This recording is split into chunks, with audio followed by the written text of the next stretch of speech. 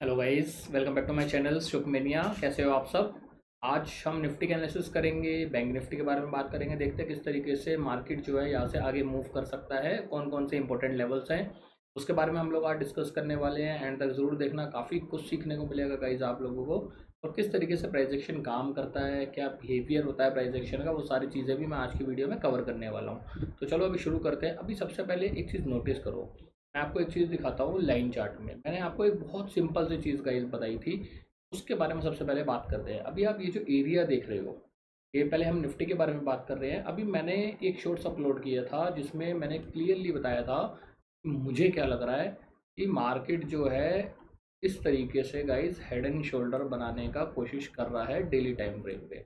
और आप देख सकते हो, आपके सामने है कहीं ना कहीं ये चीज़ अभी भी फॉर्मेशन में इंटैक्ट है गाइस, अभी भी सेम फॉर्मेशन में मार्केट जो है इंटैक्ट है। पहली चीज़। दूसरी चीज़, क्या ये पैटर्न जो है ये एक्टिवेट हो चुका है? क्या अभी नहीं हुआ है। ये चीज़ मैंने क्लियरली बोला भी था। एक दो लोगों ने कमेंट में पूछा था कि क्या ये एक्चुअल में मतलब हो गया है एक्टिवेट या नहीं हुआ है। मैंने क्लियरली बताया था कि जब तक ये जो लो है, ये लो ब्रेक नहीं करता है नीचे, तब तक ये पैटर्न एक्टिव नहीं होगा। और अगर यहीं से मार्केट रिवर्स कर जाता है ऊपर की तरफ, तो जब तक ये पैटर्न को दोबारा से ब्रेक डाउन नहीं करेगा, हम इस पैटर्न पे ट्रेड नहीं लेंगे। ये मैंने क्लियरली बोला था। अभी सिंपल सी चीज़, ये तो हमें दिख गया कि अभी भी एज ऑफ नाउ जब तक ये जो स्विंग है 25,086, ये वाला स्विंग ब्रेक नहीं होता जब तक, तब तक ये पैटर्न को प्रॉपर इनवैलिड कहना गलत होगा। पहली चीज़। दूसरी चीज़ क्या, अभी मार्केट अब एक रेंज में है 25,090 से लेके 24,355। ये जो दो लेवल्स आप देख रहे हो, ये इंपॉर्टेंट लेवल है मार्केट के लिए। अभी क्या है, अगर मान लो मार्केट यहाँ से दोबारा नीचे आने लगता है तो प्रोबेबिलिटी जो है प्राइस काफ़ी ज़्यादा हाई हो जाएगा यहाँ से मार्केट का नीचे की तरफ जाने का। उसका रीज़न क्या है, सिंपल सी चीज़ समझो। प्राइस एक्शन कैसे बनता है पहले ये समझने का कोशिश करो। प्राइस यहाँ से डाउन आया, ऊपर गया, डाउन आया, ऊपर गया है। अभी अगर यहाँ से ब्रेक डाउन इसने इस तरीके से पैटर्न बनाया, यूजुअली जो प्राइस एक्शन बना देता है, ठीक है, तो यहाँ से फिर हमें एक अच्छा खासा शार्प सेलिंग देखने को मिलने वाला है निफ्टी के अंदर आने वाले दिनों। ये तो अभी हम बात कर रहे हैं लाइन चार्ट के साथ।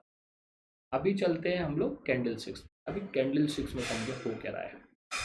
मैं आपको कुछ चीज़ें बताता हूँ। मैंने आपको क्या बोला कि क्लियरली मुझे ये समझ में आ रहा है कि यहाँ पे हेड एंड शोल्डर पैटर्न का फॉर्मेशन चल रहा है। अब जैसे देखो, ये जो लेग बना, ये जो पहला शोल्डर बना था, इसमें अच्छा खासा टाइम स्पेंड हुआ है। फिर दूसरे में बहुत ज़्यादा टाइम स्पेंड नहीं हुआ, तीसरे में टाइम स्पेंड हो रहा है अभी। फिर भी ऐसा भी हो सकता है कि प्राइस एक्शन या थोड़ा एक दो दिन चार दिन और वेट करेगा, उसके बाद जाके ब्रेक डाउन देगा। की प्रोबेबिलिटी हैगी, ये ध्यान रखना। तब ये पैटर्न को हम पूरा इनवैलिड मानेंगे, इसको समझने का कोशिश करो जो बहुत ज़्यादा इंपॉर्टेंट है। वो कब होगा, जब ये जोन ऊपर ब्रेक होगा 25,150, जब इसके ऊपर निकलेगा ना, तब मैं प्रॉपर डेली टाइम फ्रेम में निफ्टी में हम लोग ट्रेंड रिवर्सल बोल सकते हैं अपसाइड की तरफ। के अलावा अभी तक नहीं बोल सकते। अभी तक हमारे पास ये दो स्विंग है, सिंपल सी चीज़ लेके चलो।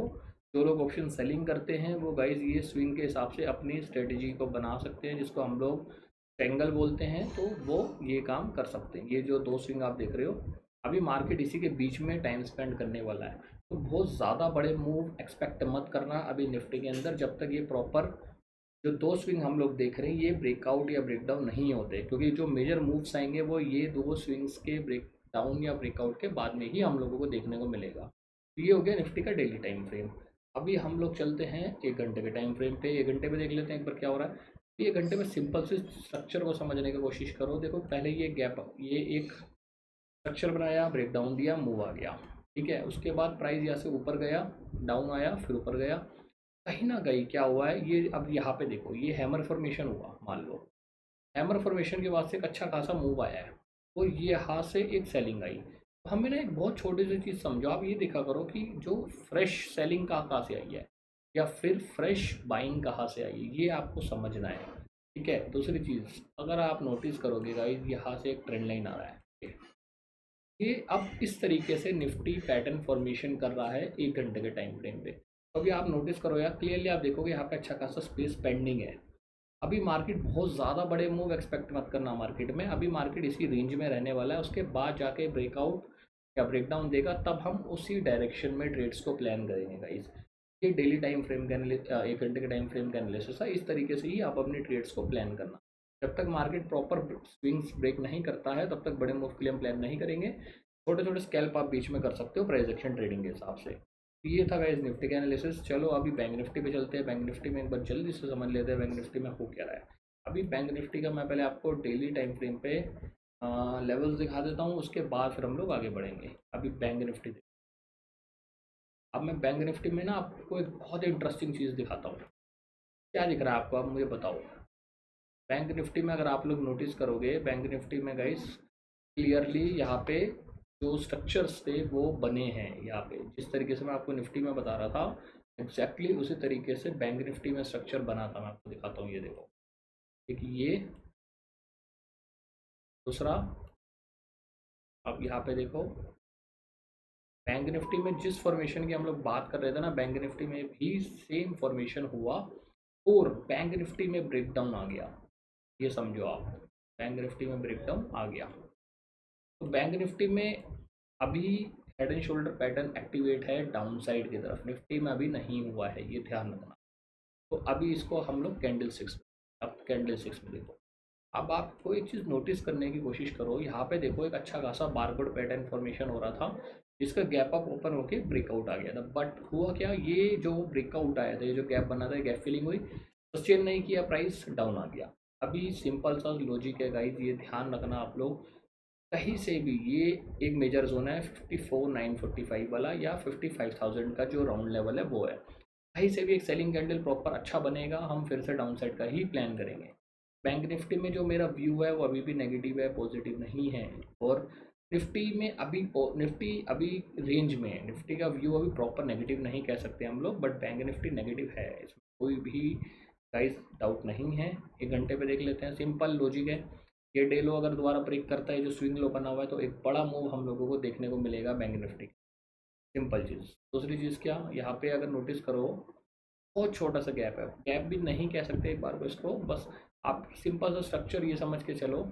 इस तरीके से ये एक स्ट्रक्चर बन रहा है बैंक निफ्टी के अंदर। एक घंटे पे यहाँ से rejection, second rejection, third rejection. तो अभी आपको बैंक निफ्टी या तो इस रेंज में देखने को मिलेगा। अगर ये ब्रेकडाउन देगा तो हमें एक ट्रेड अच्छा खासा मिलने वाला है। अगर यहाँ से ऊपर ब्रेकआउट देता है तो मेरे हिसाब से अभी बाइंग का प्लान मत करना बैंक निफ्टी के अंदर, बहुत ज़्यादा बड़े ट्रेड्स के लिए। अगर एक बाइंग प्लान करते हुए छोटा स्टॉप लॉस डाल के करना। अगर ट्रेड चल गई तो ठीक, अगर नहीं चली तो आपको एग्जिट ले। इस तरीके से अपनी ट्रेड को गाइस प्लान करना निफ्टी और बैंक निफ्टी के। एज ऑफ नाउ मार्केट इसी रेंज में बैंक निफ्टी भी रह सकता है, इसकी प्रोबेबिलिटी काफ़ी ज़्यादा हाई है। ये गाइस बैंक निफ्टी का एनालिसिस था। तो चलो अभी वीडियो को एंड करते हैं। Thank you so much for watching this video. Thank you.